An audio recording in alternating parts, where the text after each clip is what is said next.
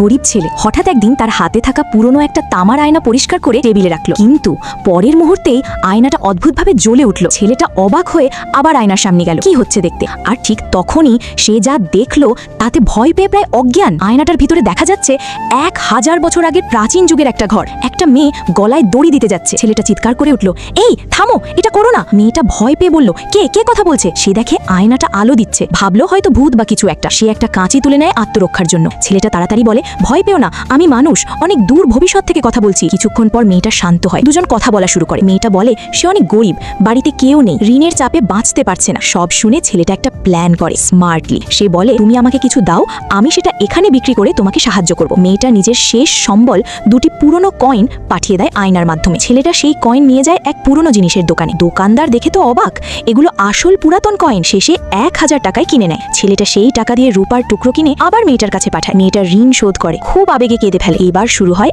আসল খেলা। ছেলেটা বলে, তুমি যদি পুরনো জিনিস খুঁজে দাও, আমি এখানে বিক্রি করব। মেয়েটা মনে করে তার বাবার একটা পুরনো বাটি আছে, সে আয়নার মাধ্যমে পাঠায়। ছেলেটা আদার দোকানে যায়। দোকানদার দেখে তো চোখ কপালে, এটা বিরল পুরনো জিনিস। সে বলে এর দাম 15 থেকে 25 লাখ পর্যন্ত। শেষে 20 লাখ টাকায় ডিল হয়, কোটি টাকা। ছেলেটা একদম লটারি পেয়ে যায়। কিন্তু ঠিক তখনই সামনে এসে দাঁড়ায় তার পুরনো এক শত্রু। এরপর কি হবে?